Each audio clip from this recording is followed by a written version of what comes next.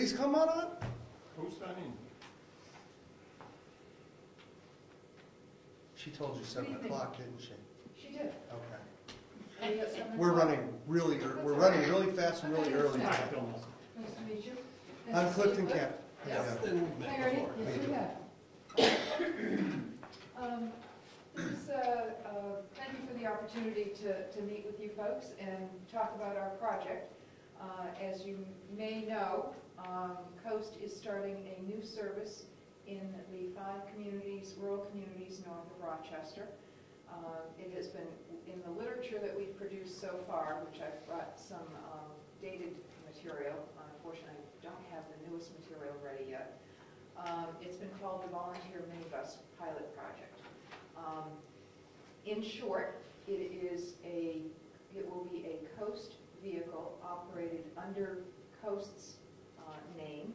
It will be operated, however, by volunteers that will be vetted, screened, and trained by Coast. In fact, today we had our first training session, excuse me, not our first, our training session collectively with all of the new volunteers at Coast, which was great. We have 10 volunteers.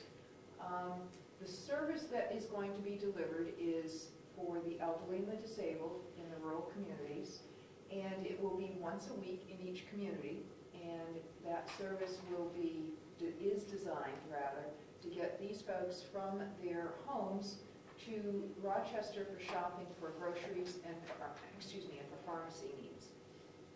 And that's the very short version of what this project is about. A little bit expanded beyond that is that this really started as an outgrowth of a conversation I had with Glenna Nelson at Good Shepherds in Wakefield when I joined Coast about a year and a half ago now. I came on board to help with the effort to help coordinate transportation services in a 38 community region, which we here in Brookfield and Wakefield are at the northernmost part of that region. It stretches through all of Stratford County and most of eastern Rockingham County. It's a tall order, and I was happy to be able to start with a project close to home. And again, back to the Good Shepherds, as you probably know, Good Shepherds provides rides for the elderly and the disabled to medical appointments for folks in the Wakefield-Brookfield area. And Glenna said to me, it's fine that we do that, but we really have a need for services for these folks to get to shopping, and particularly the pharmacies. As you know, there's no pharmacies nearby, close by, I should say.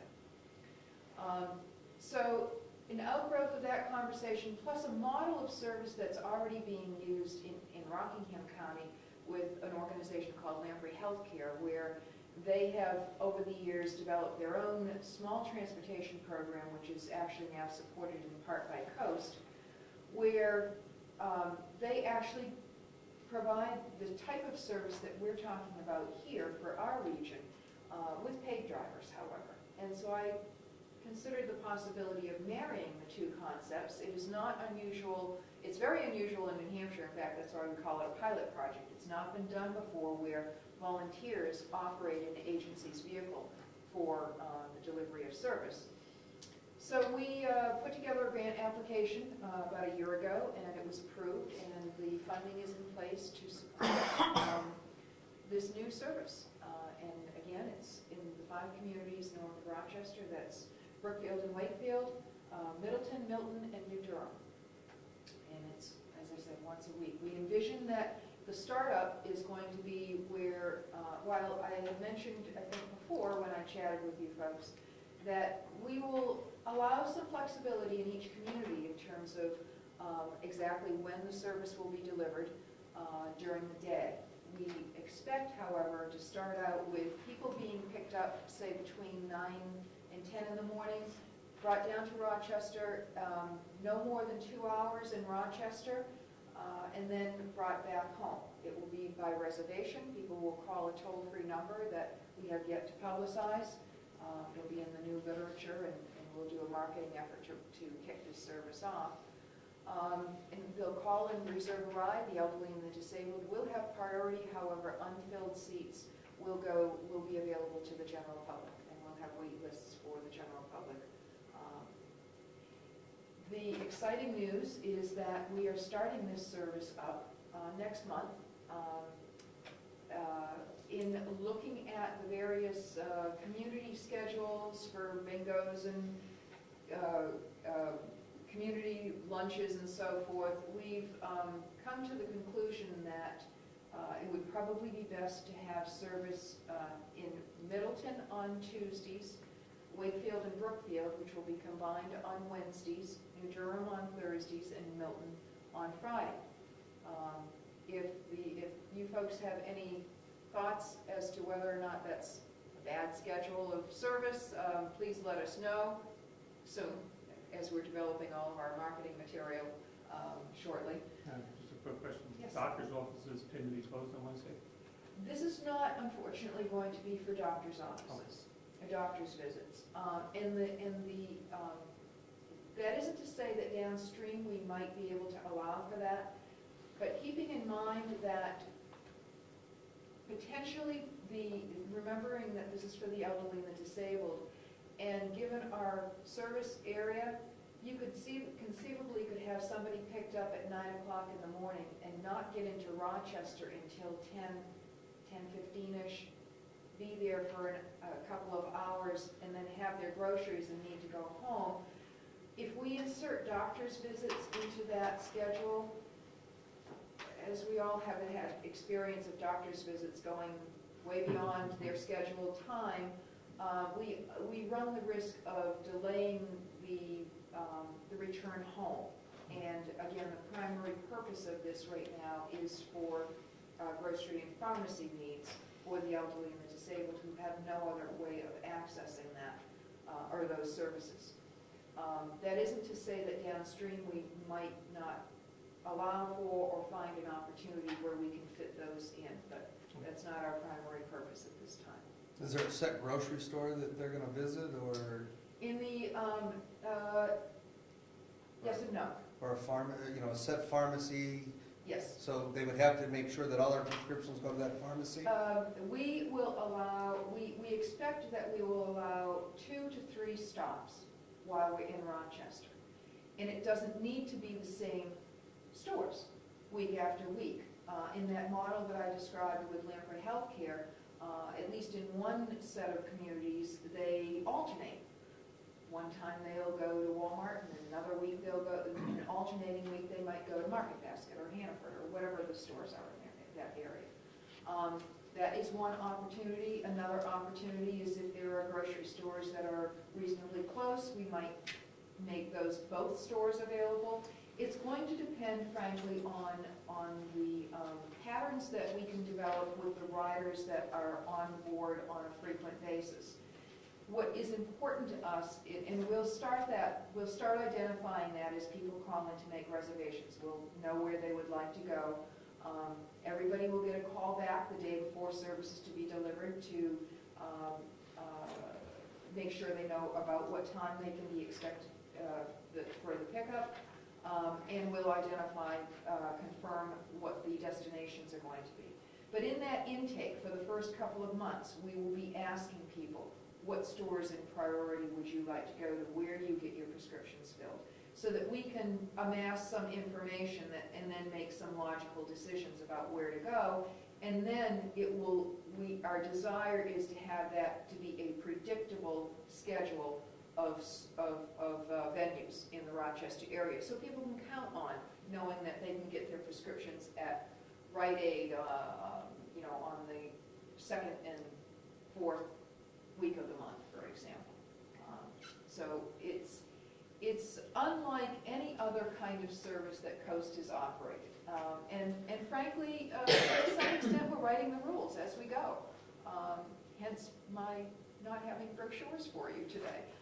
We're still ironing out some of the details, and frankly, some of the details aren't going to be established until we have some participation by the people who want to use it. This is a community service, frankly. It is not a Coast service that's being dictated. We're making that service available to the communities and allowing for each of the communities to have some significant input on where to go and at what times. Now, you mentioned that you wrote a grant, received grant money for this. Now, do you have to resubmit for that grant every year? We have funding, it's not on an annual basis, but we have funding that will support this for at least, we can expect it to support this for 2 years. Beyond that, assuming that our experience is positive, the community wants to continue to have the service, then yes, we would continue, we would apply for additional federal funds to continue that support. As you probably know, federal funds are typically, maybe not typically, in the transportation arena, typically there is a need to have matching dollars because it's never 100% for the federal money. The matching dollars right now are being, and we are using actually the value of volunteer driver time to provide part of that match. However, that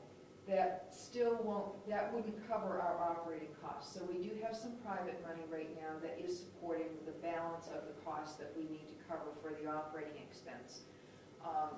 Downstream, in about 2 years, those private dollars that we currently have available will disappear. If we are unsuccessful in attracting other sources of private funding, then we, at that point, if the communities are happy with the service, want to continue the service, that would be the point at which we may need to come to the communities, all 5, and look for some kind of support. But we're looking at least 2 years down the road before that happens. Our first priority is to get this service launched and make sure that it's a service that serves the community, is made available to the elderly and the disabled, and as space permits, also for the general public. Is there any room for often, like on a Saturday and Sunday, for something to be worked out for, I'll use a parade as an example, Pride Day or something, to be able to pick up somebody with a disability to go to the Pride Day in Wakefield that is held on a Saturday? Is that the potential of being worked out? I'm not sure. No, that's not really, that would be beyond the scope of this particular project. Yes, yes it would be. Although I think that there would be opportunities to discuss with Coast how that sort of activity might be supported, but it would be outside of this particular project. You start in April? Yes. Particular date? April 20th. And again, we will have a toll-free number. It's not in place just yet, but folks will be able to make reservations up to 2 weeks in advance. Brookfield and Wakefield are going to be on the same day. Frankly, we've had the least response in terms of volunteers and inquiries from Brookfield. We have no volunteers at this point from Brookfield. We have 2 from Wakefield, 2 from Middleton, 2 from Milton, 1 from New Durham, 1 from Alton, 1 from Rochester, and 1 from Dover, curiously. I probably left somebody out. If you were to get a volunteer from Brookfield, where would they contact you at? They can call Coast. And that number would be? 743-5777. I'm sorry, don't write that fast. 743-5777, and ask for either Amy Smith, who's the volunteer coordinator. She is at extension 120, or myself, Diane Smith, and I'm at extension 112. Relation there? No relation. No.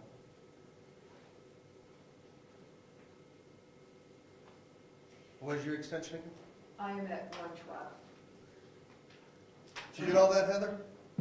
Are you going to have a poster or something that we could post to let people know? We will have the brochures available. We will be we'll be issuing press releases, brochures.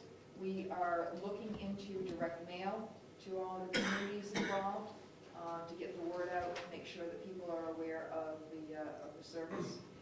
Could you put together like an 8.5 by 11 for us, so we could post it on our boards? Certainly, yes, absolutely.